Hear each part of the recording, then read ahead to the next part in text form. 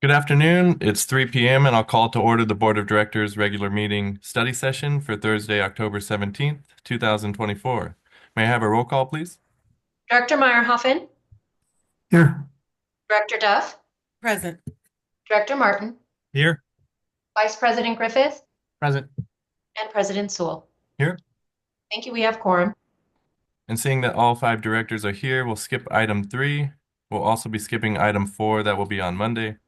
And item 5, rules of procedure. Counselor? All notice meetings are conducted using Rosenberg's Rules of Order as a procedural guideline. Directors should refrain from responding directly to public comments at meetings of the board. The board president will refer matters raised during public comment to the general manager for follow-up when appropriate. Occasionally, a prompt response may be offered when an obvious answer resolution is available, provided this is done in compliance with the Brown Act. Directors should refrain from debating or making decisions in response to public comments. The president of the board presides at all meetings and decides all points of order and procedure during meetings. The president is responsible for maintenance and decorum at all board meetings. No person shall be allowed to speak who has not first been recognized by the president. All questions and remarks should be addressed to the president as the presiding officer. No member of the board should speak more than once about any one subject until every other member on the board wishing to speak on the subject shall have been given the opportunity to speak. No board member shall interfere with the orderly progress of a board meeting. In order to ensure the orderly progress of board meetings, the board president regulates the amount of time to be dedicated to a particular agenda item. Thank you. Item 6, public input. This is the opportunity for members of the public to address the board on matters within the board's jurisdiction. Please limit comments to 3 minutes or less. State law prohibits the board from discussing or taking action on any item not listed on the agenda. Do we have any members of the public wishing to address the board? President Sewell, there are a couple of members on the line who I don't recognize. So if you are here to make public comment, please unmute your microphone.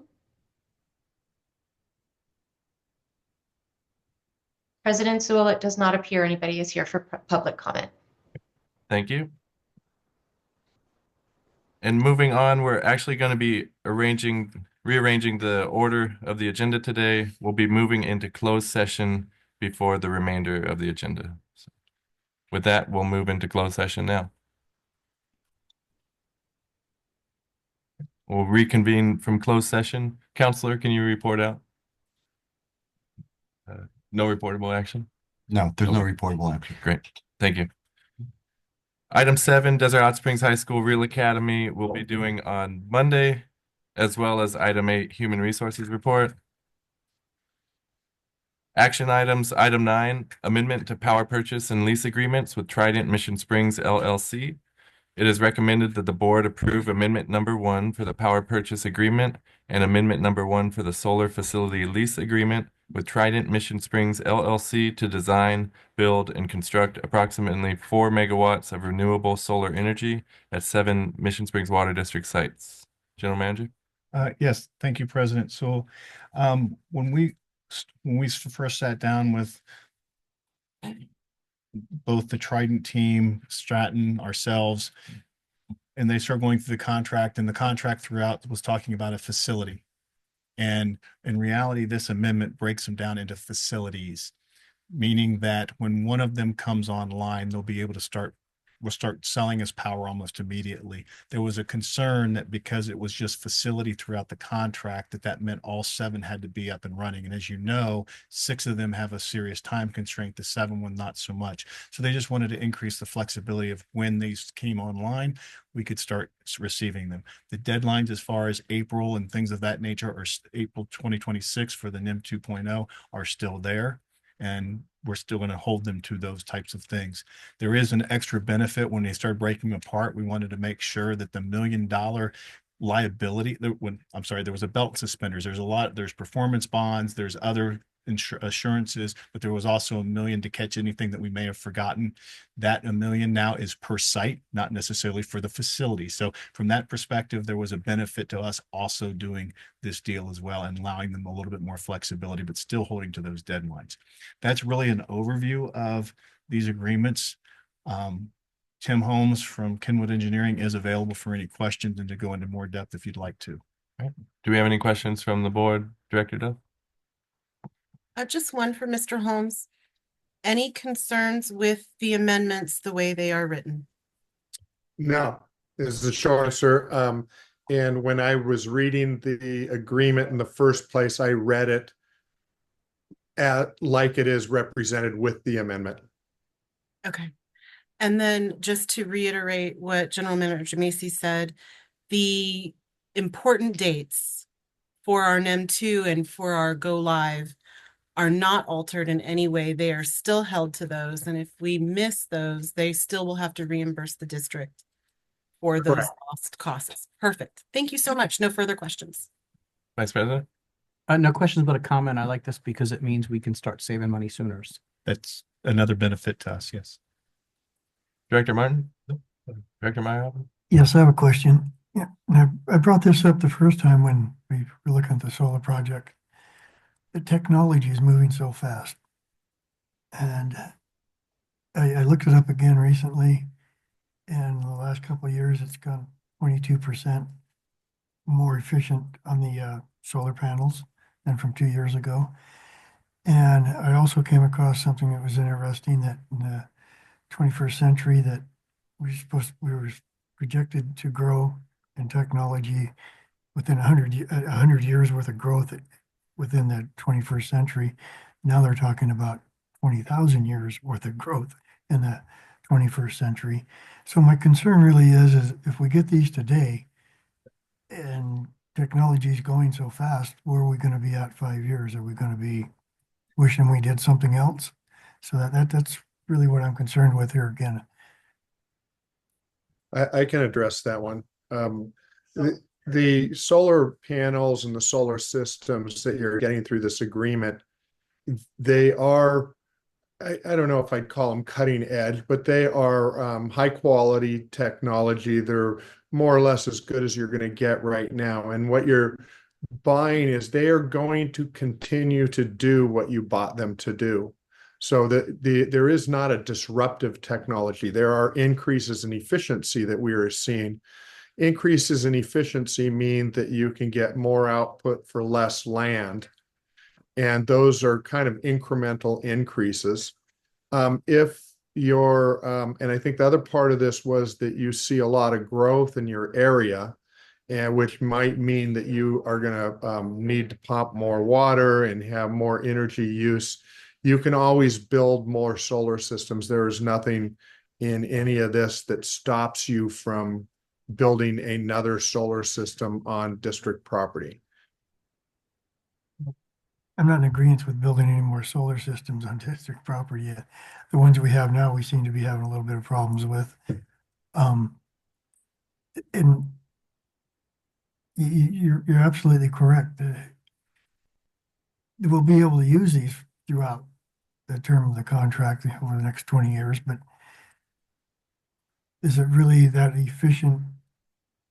That it won't be that efficient as the new panels are upgraded and new technology comes along.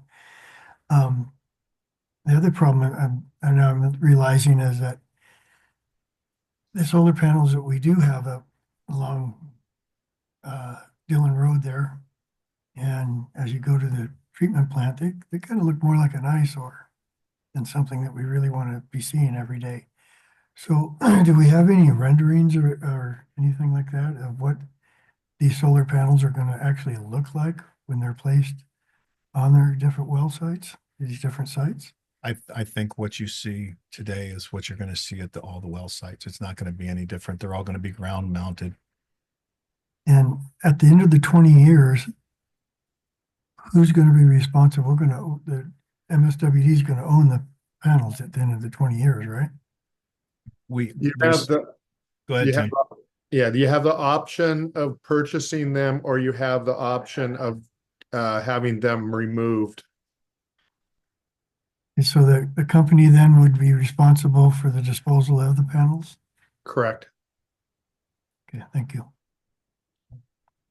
And I don't have any further questions. I just appreciate all the work that's done on this, and it seems like both parties will benefit from this amendment. So thank you, Tim. Before we move off this item, President Sewell, what we can't see here in the dais is there's a lot of people at the end and they haven't identified themselves. So you may want to ask if there's any public comment. Okay. Since we went into closed session first, anyone that's joined us since then, would any of the public like to make public comment today? If you're here to make public comment, please unmute your mic.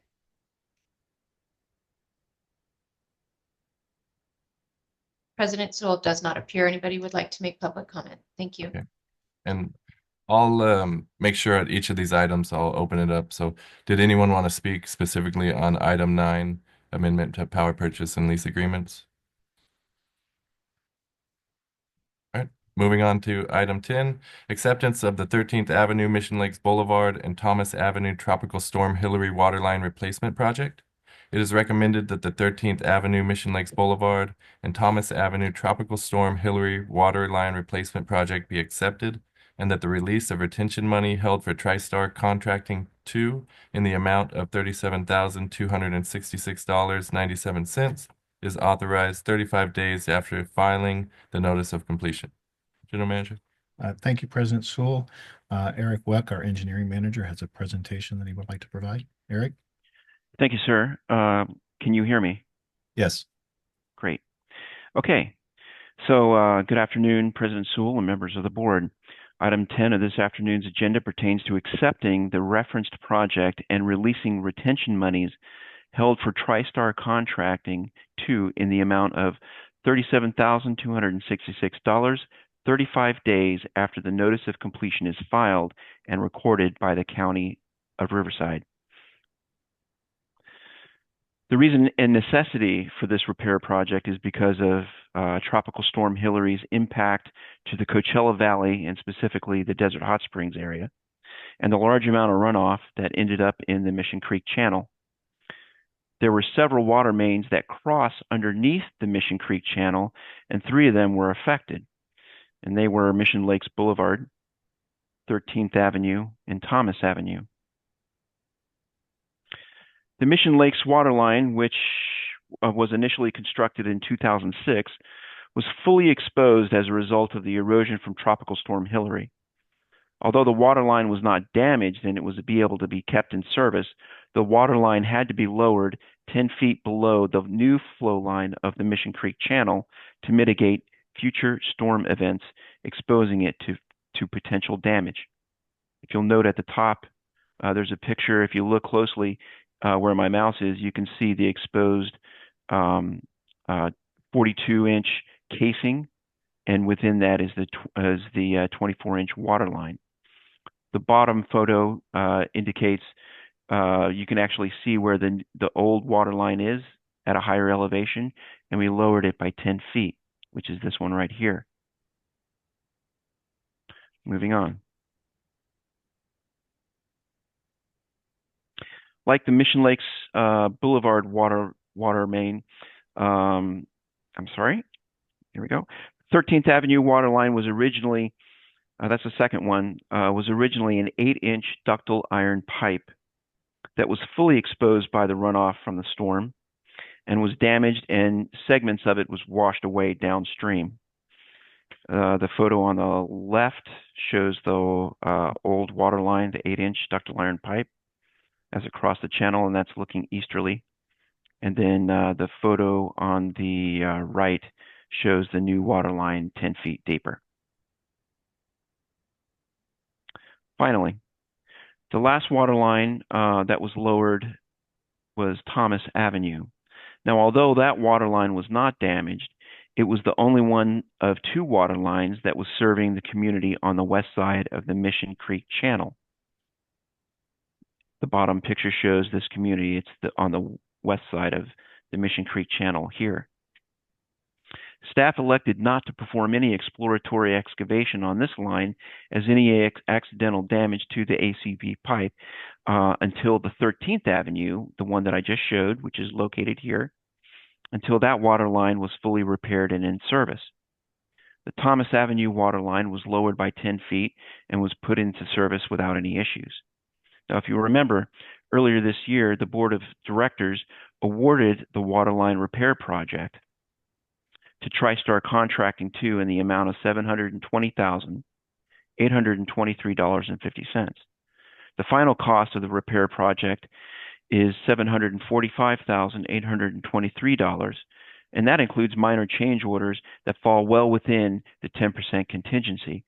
As a side note, TriStar Contracting did the work well within the schedule and did it within the budget. Finally, engineering staff is actively pursuing reimbursement from FEMA and have been submitting time cards and the necessary accounting data to them, as well as repair costs and associated supporting contracts like geotechnical, biological design, etc. The timeline is uncertain as to when FEMA will release reimbursement monies to the district, and as soon as it does, or if there's any major milestones that are accomplished in that effort, staff will update the board. So basically, this agenda item is just to accept the project and authorize the release of retention monies back to TriStar. And those retention monies are held as a security to make sure that suppliers and other vendors subcontracting to TriStar are paid. And so 35 days after the recordation of the notice of completion, then those retention monies will be released. Are there any questions? Thank you, Eric. Director Martin, any questions? No. Director Meyerhoff? No. Director Duff? Yes. Eric, can you go back to the first picture you showed us, please? One more. Sorry. There you go. The 42-inch casing that was originally there, is it in the new one? No, ma'am. We had that discussion in-house here, and we determined that given the depth of how deep we were going at 10 feet, it wasn't necessary. Okay. Thank you. Just curious. Vice President? And I have nothing further. Thank you very much, Eric. Did we have any members online that wanted to speak on item 10?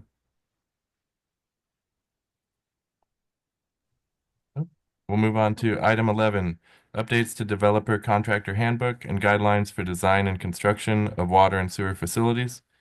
It is recommended that the board approve the updates to the developer contractor handbook and guidelines for design and construction of water and sewer facilities. October 2024 edition. General Manager? Thank you, President Sewell. Again, Eric Weck, our engineering manager, has a short presentation on this item. Eric? Thank you, sir. Good afternoon, President Sewell and members of the board. Item 11 of this afternoon's agenda pertains to the engineering department revising and updating the developer and contractor handbook and guidelines. The developer and contractor's handbook was revised and updated earlier this year, and much like the employee handbook, it's a living document and should be updated as needed. Since it was updated earlier this year, staff found that more precise language is required that spells out a clear process that must be completed before developers secure water meters. The new revision to the handbook dictates that the developer shall execute a bill of sale to formally transfer title of both the water and the sewer systems to the district before any installation of water meters that will serve their development. Now, this revision is necessary for establishing and recognizing that the ultimate ownership and the responsibility of these water and sewer systems will lie with the district, and will make it clear that the district has a legal authority and responsibility to manage and operate these systems. This revision to the handbook has no fiscal impact. Are there any questions?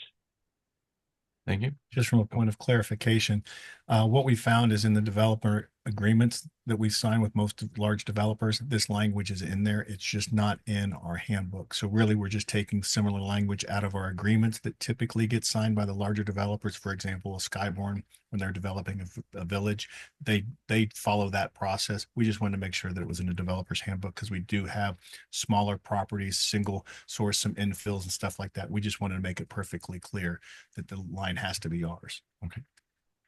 Director Duff, any questions or comments? I love it when I see us cleaning up language that needs to be clearer. So congratulations again to the staff on this. I do want to just make comment that I would like to ensure what you said just concerned me actually. I want to make sure that we're doing the same thing for everybody. So if we have some smaller projects, maybe they in fact should also be signing the same contracts. Because I think that from my understanding in some of the issues I've dealt with, it appears to be these smaller developments that tend to have the problems. So maybe we should make sure that all commercial development has signed this agreement, just putting it out there. Or all development, period. Vice President, any comments or questions? Just reiterate what she said. Director Martin? Nothing. Director Mayava?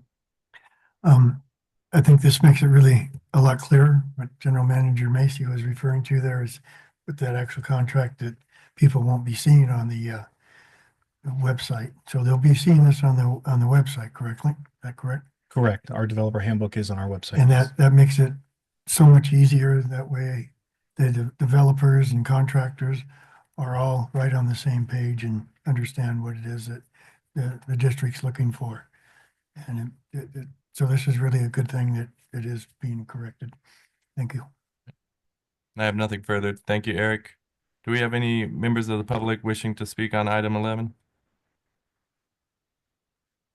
All right, moving on to item 12, acceptance of final track map for track number 38816 Aventura Palms. It is recommended that the final track map for track number 38816 Aventura Palms be accepted and that the general manager be authorized to execute the map to finalize the approval. General Manager. Thank you, President Sewell. Again, Eric Weck, our engineering manager, has a short presentation for this item. Eric? Thank you, sir. Good afternoon, President Sewell and members of the board. Item 12 of this afternoon's agenda pertains to the board acceptance of the final tract map 38816 Aventura Palms. The board's acceptance of this map is the last step in the approval process for this development project. The tract map has been reviewed by staff and the general manager, and it addresses the district's standards. There is no fiscal impact to the district by approving this tract map for Aventura Palms. Are there any questions? Thank you. Director Martin, any questions? No. Director Meyerhoffen? No, sir, not at this time. Director Duff? I'm looking at the map that was on page, it says item number 12, page 34. It's the last map in the book. And I'm confused because it appears as though our connections, or I'm assuming the blue highlighted dots here are our connections. Am I correct in saying that? Down the middle line, is that an easement or back of properties? Because it doesn't appear to be the main streets. And I thought we weren't doing that anymore.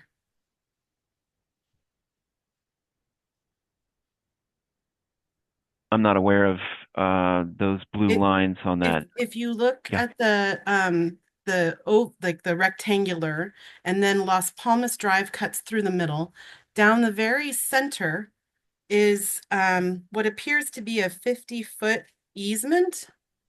And then you'll see like between number 22 and number 23, number 22 and 21, 21 and 20, there's these blue dots. Are that our mainline connections right there?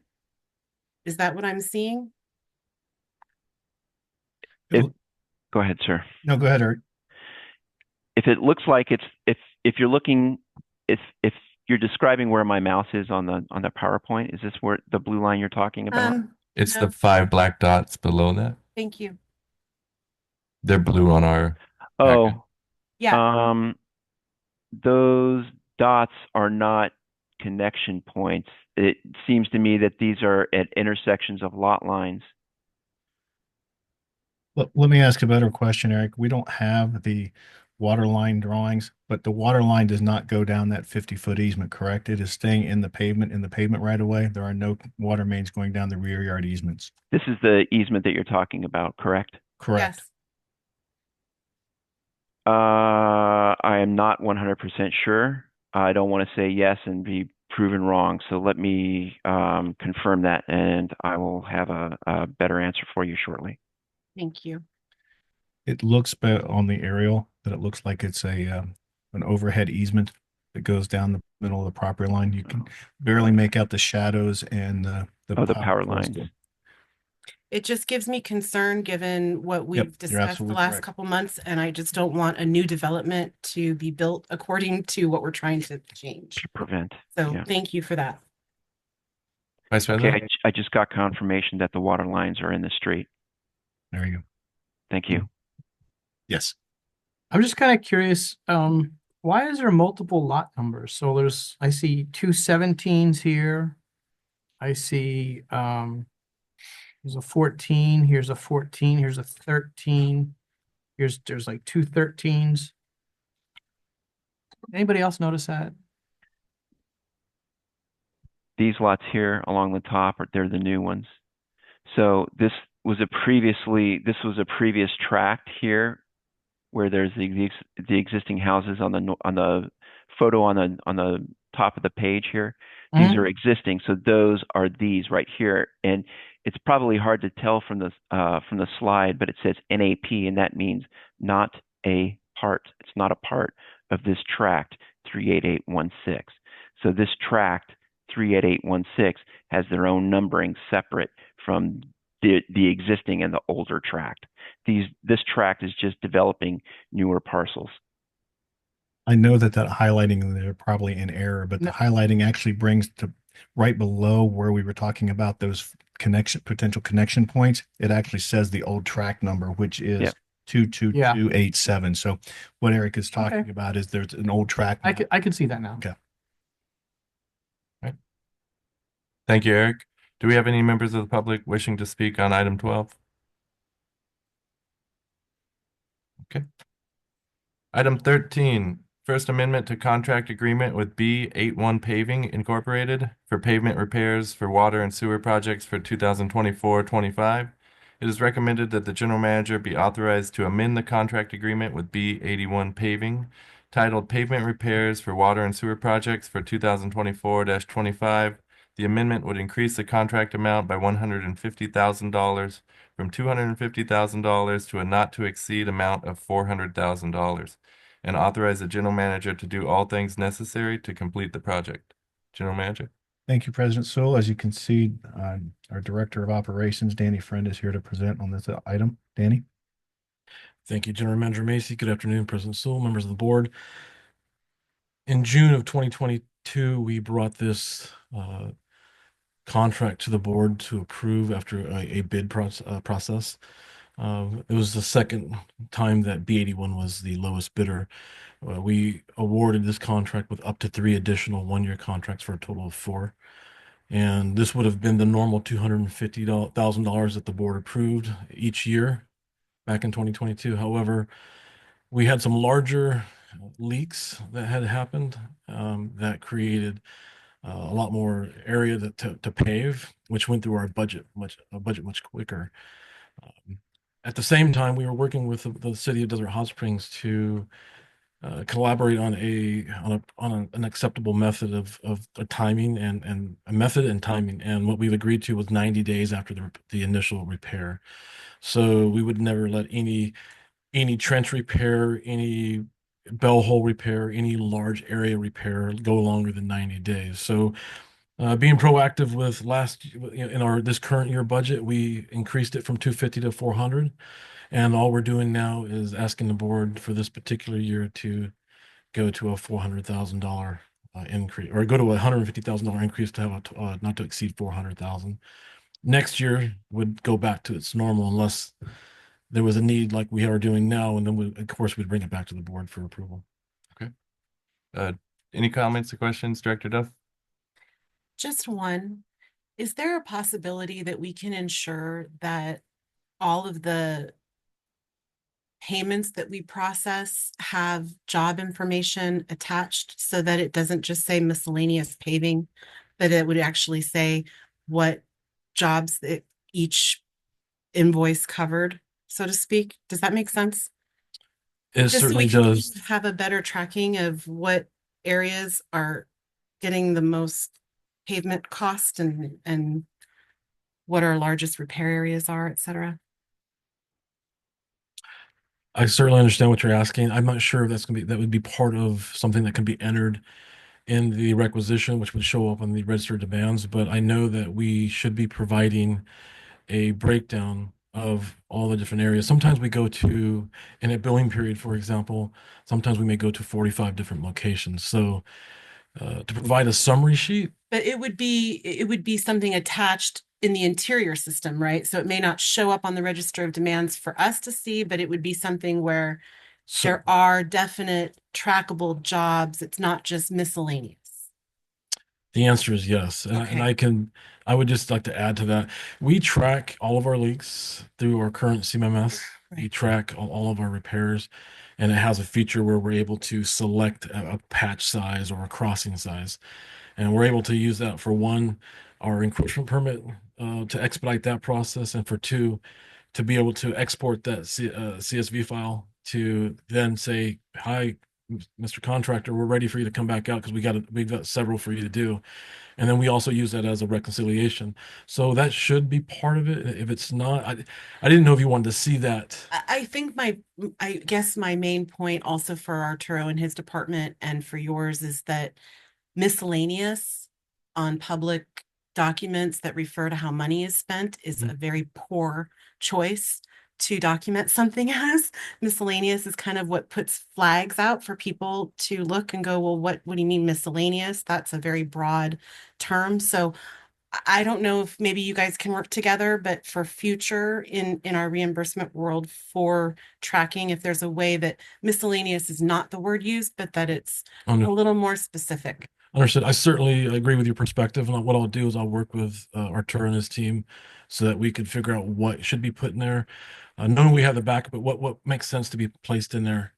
That was Perfect. satisfying. And I'm not trying to make anybody's job harder, just in the long run easier, right? So Absolutely. I really appreciate this, and I appreciate all the work you're doing with the city. These calls about road repair are the worst phone calls. I don't know about any of you, but I hate receiving those calls from our public. So I'm really glad that we've taken a proactive stance in creating an agreement with the city and how we will handle our business.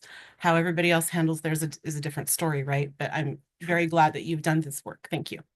You're welcome. Thank you. Vice President? And nothing. Director Martin? Director Merrihoffen? And just a quick question on mine.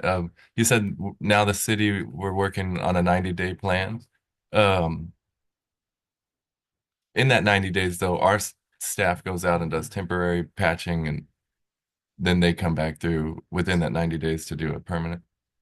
Well, I didn't read the part of that of the staff report because it was repetitive from the original time we brought it, but we do a repair, water, sewer, and if it's in a roadway, yes, we leave cold mix temporary asphalt, and that is the initial repair. We don't leave the site without doing that. And in 90 days, so it's a rolling 90 days. So 90 days from that, we're trying to keep track that we're there and we permanently pave it. But it's always in some sort of temporary asphalt. This company comes through, cuts straight edges, demos everything out, preps the grade of the soil, to be laid or permanently paved over, and then they permanently pave it. Check it off the list and go down to account for our miscellaneous paving areas. Thank you. You're welcome. Do we have any members of the public wishing to speak on item 13? Thank you, Danny. Thank you. Item 14, award of contract agreement with OpenGov for budgeting, planning, and procurement software. It is recommended that the general manager be authorized to execute a 3-year contract agreement for budgeting, planning, and procurement software in the amount of $191,993.18, plus a 10% contingency for staff time for a total of $230,391.82 to OpenGov and authorize the general manager to do all things necessary to complete the project. General Manager. Thank you, President Sewell. I will ask Arturo Seja, our Director of Finance, to address this item. Arturo? Thank you, General Manager Macy, President Sewell, and members of the board. If all of you attended the CSDA conference this year, one of the presenters that did a really good job at their presentation was OpenGov.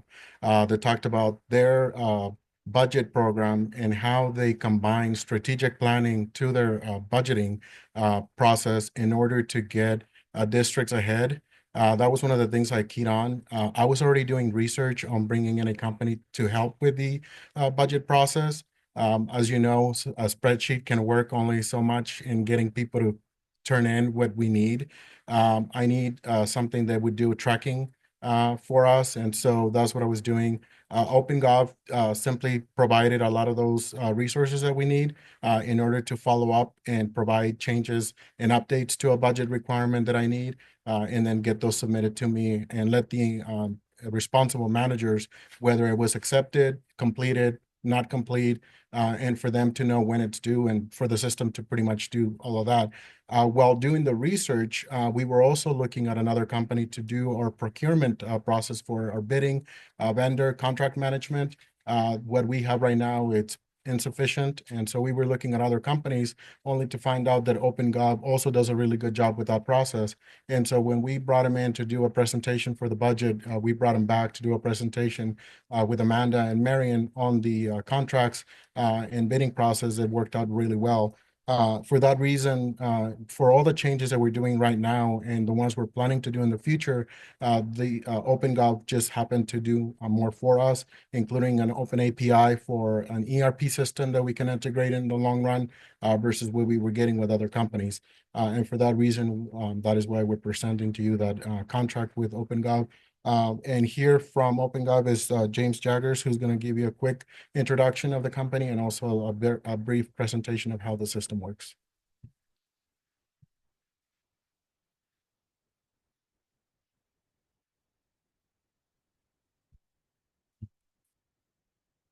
Thank you, Arturo.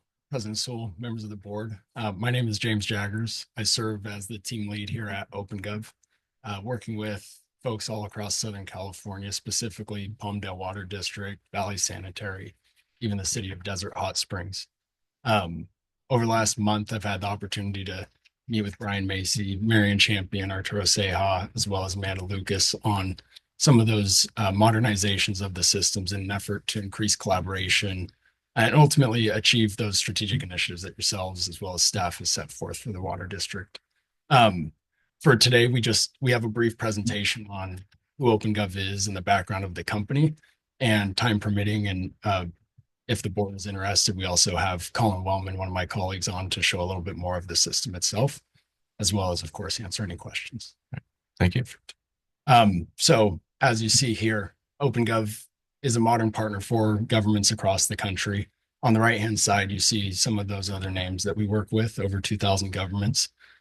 What we hear from all of our customers that we work with is we provide them the opportunity and the ability to operate more efficiently, to enable and strengthen that public trust, and also have the ability to adapt to change. Folks like Palmdale Water District seeing an 80% reduction in time when it comes to solicitation development, contract management, sometimes 2, sometimes 4, multiplying vendor engagement on those bids. And then in general, to Director Duff's point about miscellaneous and transparency, explaining and showing and tying some of those strategic initiatives that the district is working on and the allocation for those strategic initiatives. How we do this, of course, as you all know, starts with staff and talent. For myself, I grew up with a father who works at a utility district up in Sacramento. Our CEO himself grew up as well in government, folks all the way from implementation to the support staff have all sat in some form or fashion staff at a municipality around the country. So when we look at the platform of OpenGov as a whole, as Arturo alluded to earlier, we have budgeting and planning as well as procurement, as we strive to be more than just a departmental partner, but a partner across the district. We have an accounting system, asset management, where we, again, prioritize, help run numbers, and understand where we need to invest and manage the most critical assets for the districts, right? And then permitting and licensing, all underpinned with reporting and transparency that, again, helps communicate both internally and externally across.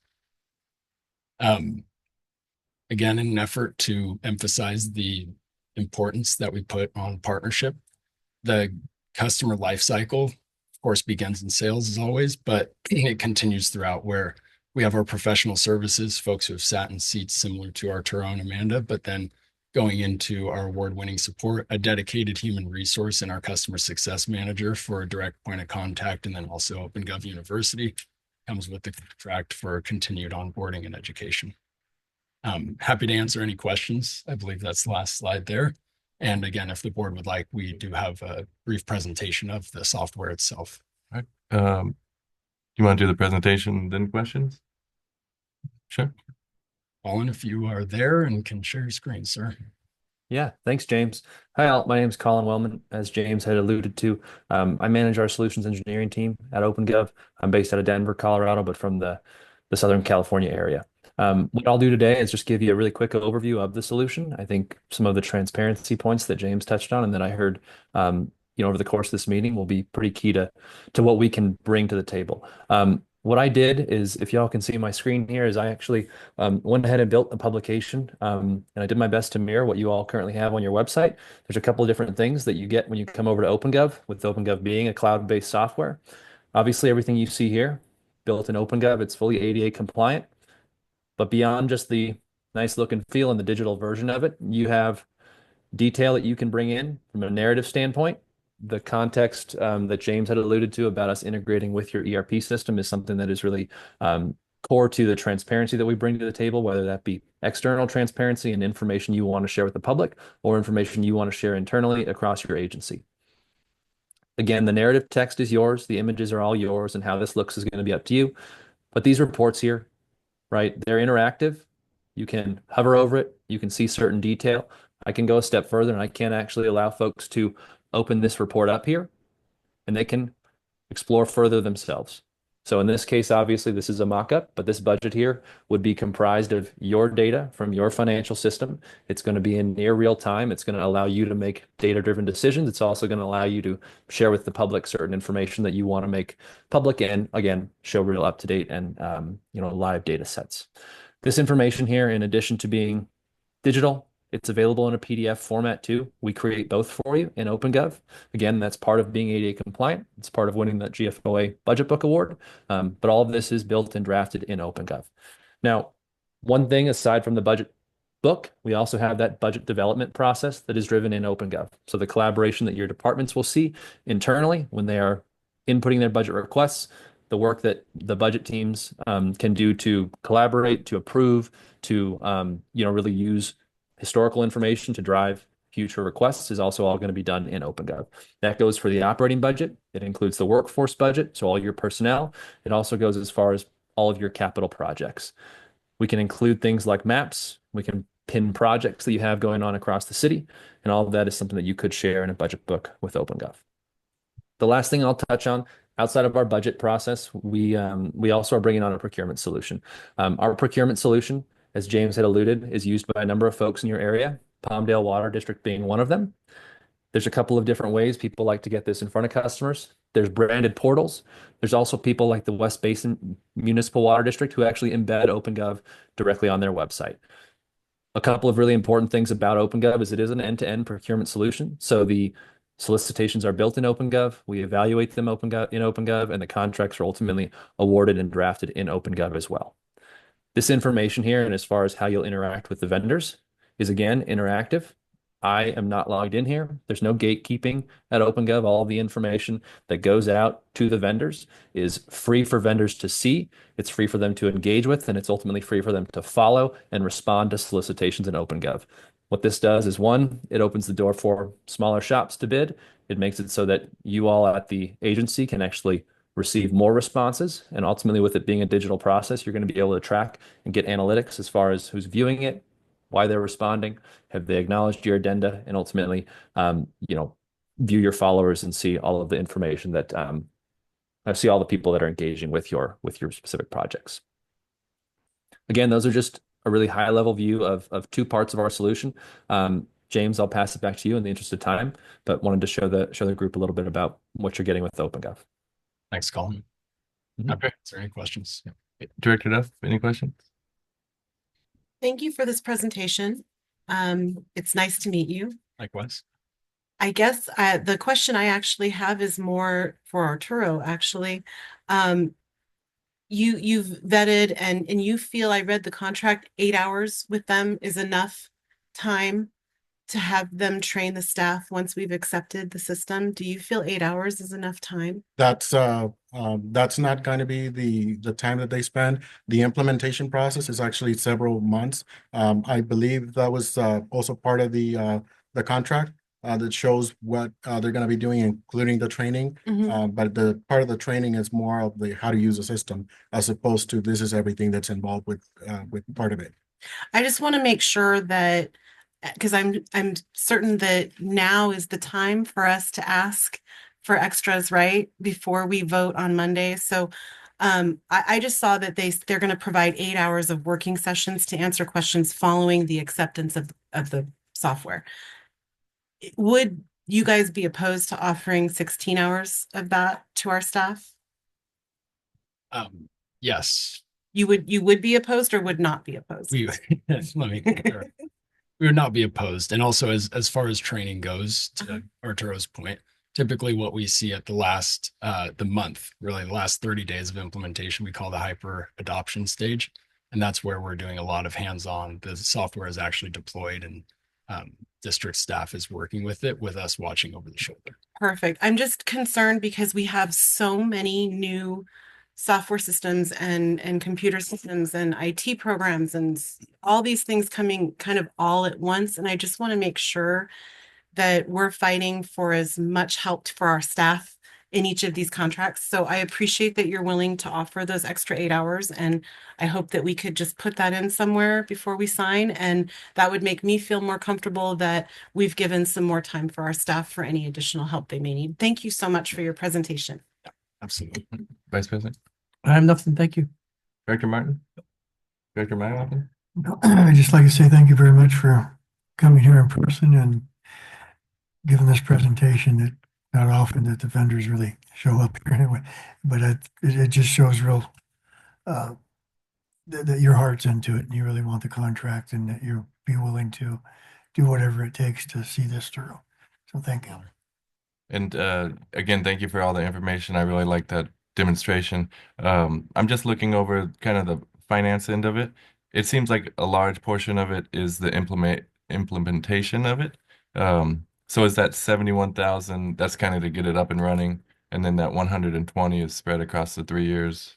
So we're looking at maybe 40,000 a year ongoing. Okay. I mean, it seems very efficient and helpful for not only our staff but our public.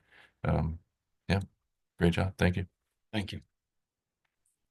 Do we have any members of the public wishing to speak on item 14? All right, moving on to item 15, discussion items, Critical Services Center and Administrative Building Update. Thank you, President Sewell. Just very quickly, as you know, we did provide a presentation to City Council, the Planning Commission. After that process, then the city actually starts reviewing the plans. We had to pay the appropriate fees. Those reviews are ongoing. Just wanted to let everyone know that the process is moving forward. Okay. Any questions or comments? No. Item 16, Groundwater Protection Program Update. Notice the change, no longer regional water reclamation. Knowing that we've gone through the conveyance line and we're getting ready to do M2, the question is where do we stand in a lot of the submittals and going through that as well as the Army Corps project. I do have a presentation that just has some bullet points that we can add to if there's any additional questions. It was just something that was requested where we add in certain parts of the process, and I just put together something very quickly to do so.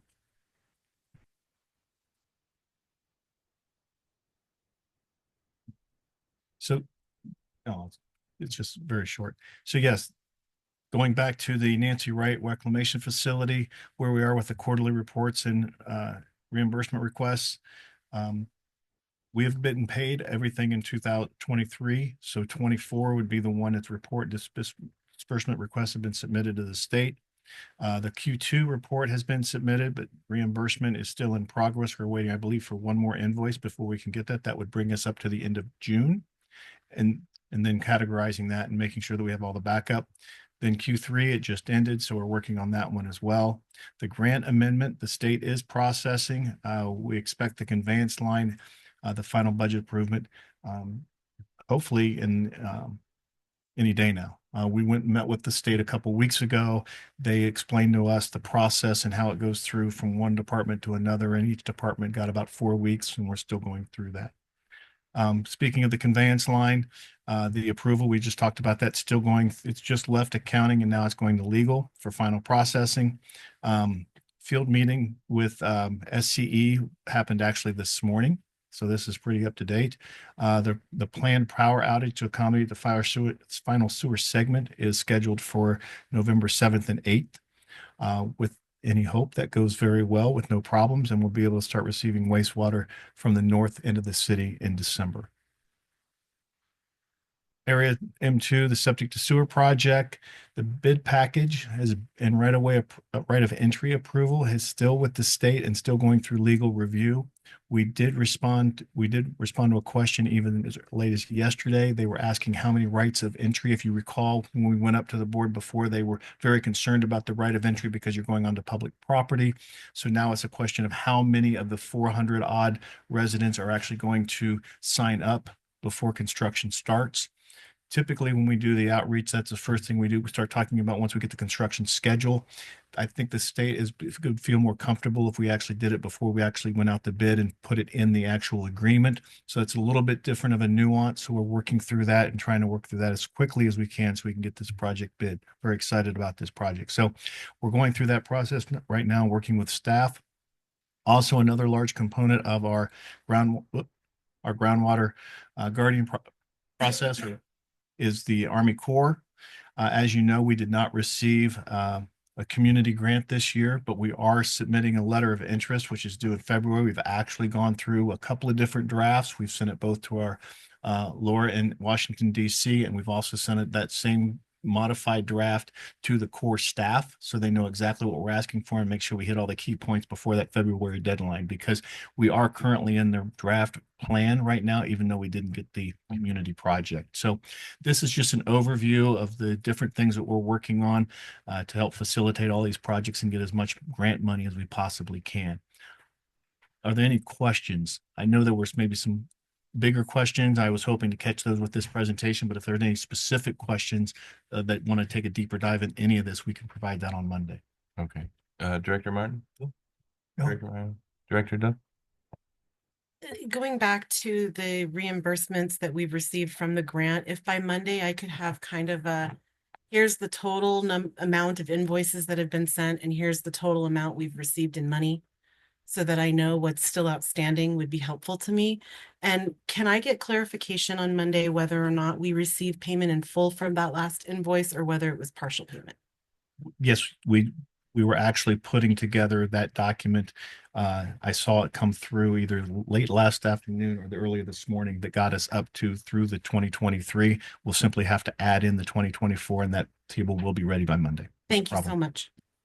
Vice President? I have nothing further. Thank you, Brian. Moving on to consent agenda, which consists of item 17, approval of minutes, item 18, register of demands. Did anyone want to pull any of these items to discuss today? Item 18, register of demands, Director Duff. I just have a few clarification questions. If maybe Director Seha could come to the podium for me. Excuse me. I have more of a can you clarify who this is question? On the first page, Aquatic Informatics Inc. Remote Inspector Annual Subscription. Could I get some information on who that contractor is and what that's for? Mhm. Or maybe that's not Arturo's. I can bring back that information. Perfect, perfect. That works for me. And then I already discussed the paving situation that we have, in that paving at various locations or miscellaneous paving is not as transparent as I'd like to see us be. So if we can hone that down, I'd really appreciate it. And then oh, Engineering Solutions Services Inc. And we're paying this company for grant writing. I thought we got an internal grant person. I'm not sure what that, It's for PP number 4. Yes, so we have someone internally that does a lot of the tracking. We also have someone that's done some grant writing. We got the AQMD that we worked through last month through Mike Nesser. But what we're going through on this particular one is the Terrace Reservoir, trying to get the seismic retrofits and the painting and the cleanup of the site of that one. That's going, I think it's over a $5 million grant. It's a little bit more detailed, and we felt more efficient to farm that out to someone that another grant writer that we've been using off and on for several years. So yeah, we try to evaluate all of our opportunities and make sure that we put our best foot forward. In this particular case, it was that particular company that we felt could do a better job for us. And this payment, is it for the whole thing or just the 1 month worth of work? That I do not know, It's but for we 41,000. 2 months? 2 months. Okay. And we have how many more months of that person? Yeah. Okay. And then I think we may have a duplicate. If you look at check number 3605 and 3691, it was to the Franchise Tax Board on behalf of an individual, but it says the exact same description for both. 830 payment 26 on both of them. it was left over. I Okay. did inquire about that because we should not be putting the employee's name on that report. That's That why I was didn't say my it. my first concern, but then I followed up on the dates, and they're 2 different dates. They just left the same description in there, but it is for 2 different. It is not a duplicate. No, it is not, and it's a bi-weekly thing that we keep. Thank you. Thank you for that clarification. I appreciate it. And then I think, oh, let's see. I don't want to ask questions that I don't need to ask. I know people don't like to just go on for no reason, right? Oh, the Timmons Group progress payment for City Works. Can I get clarification on what that project is? That's the GIS project. That's the GIS. Okay. That's what I needed there. And then, oh, second repair on our CCTV camera. Is this at the plant? Is this here on site? Are they being damaged by vandalism or weather? That's a good question. Do you know, Danny? Sorry. That's more probably wastewater, but It just said second repair on the CCTV camera. And so whenever it's more than one, it makes me wonder what's going on and where it's located. Good afternoon again. It is located on our CCTV truck. It's the truck that we use for powering our sewer lines. And it gets used. I don't want to say abused, but it does get used. And there are times that we have to repair things, whether it's the wheel set that it rolls into the sewer lines with. But that's what that camera's for. I'm relieved. I would rather it be from well use than vandalism or some other issue. Yeah. So I'm happy to hear that. And I'm able to actually respond to the earlier question about the aquatics. Yeah. It's actually an engineering department uses that. It's called Linko Fog, and they use it as a managing software for fog. Well, it's an industrial pre-treatment program, but not the one that we recently passed with the board, but Okay. our fog program, our fast oils and grease program. So it's used to manage the various permitted facilities. Okay, perfect. And then the last question I had was regarding an account refund for Little Morongo Road. I just want to, and I want to make sure that we don't give refunds on any projects that we are still having difficulty getting. I don't know which project this is specifically. I know you probably know what I'm referring to, but I just want to make sure we're not refunding any projects that haven't finalized and crossed all their T's and dotted their I's. That's a separate project, right? Correct. And in this case, we have two different cases where one is an actual water account versus a vendor situation, and we keep those separate. And in this case, it was a water account that completed their process, and we have to change out to another name. Okay. And I that's just want to make sure we don't let developers off the hook just because they gave us a tenant, when really it's the developer that still needs to be on the hook. So I just wanted to touch on that briefly. That is all my questions. Thank you for those clarifications. Anything further on consent agenda? Directors' reports, would anyone like to go today? Monday? Right. Item 20, General Manager's report. You do have our general manager's report in your packet. A lot of good information in there. As we talked about, there's some new sections in there talking about other specific things, but I believe we're going to do both the finance report and the public affairs report on Monday. Okay, thank you. Did we have any questions today on General Manager's report? Oh, Director Duff. I don't have a question, but could you add to your presentation some clarifications on the pods storage update for us, please? On page 2 of the general manager's report, you gave a brief update on that developer issue that we had to address with the city, and I'm hoping Monday you could give us an update on where that is. Or Okay. if we've had any update from the city on where that is.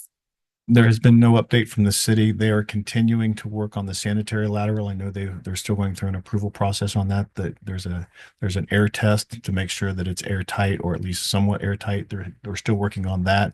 But no, as far as the relationship between the developer, the sanitary sewer, and things of that nature, that is still ongoing. And I know that they do have a window at the city to allow them for the temporary facilities. And we're still within that window, but I have not heard anything one way or the other. But I know there is an update, and I'll try to bring that back to you on Monday if it's I significant. just want us to keep that pressure on. The temporary occupancy with porta potties and portable electric is concerning as a resident. So I'm just hoping we can keep that in the forefront. Thank you so Will do. much. Thank you. Item 21, District Council comments. No comments from council. Thank you. Item 22, Director comments and requests, consists of general comments, requests for future agenda items, and also requests for future meetings. Director Martin? Nope. Director Meyerhoff? Director Duff? Marion, I'm sorry for calling you, but we had discussed a meeting that's coming up in December. Will we be able to present that on Monday to the board so that we can discuss that? There's a meeting in Palm Springs in December that Coachella Valley Association of Governments has introduced me to that has to do with conservation and groundwater and some of the upcoming issues. And it's a Southwest region, not just Coachella Valley, but all the states in the Southwest region participate. And so I wanted to make sure that all of us could talk about potentially being interested in attending and the schedule that it affects if we choose to do that. Thank you. Thank you. And when is that again? Week after. Oh, okay. Vice President, any comments? And I just have a big thank you to all of our staff. I think our ribbon cutting at the plant went extremely well. And yeah, just thank you to everyone that put that together. And it's nice to have it behind us. So thank you. And with that, we already had closed session earlier, and meeting is adjourned. Thank you.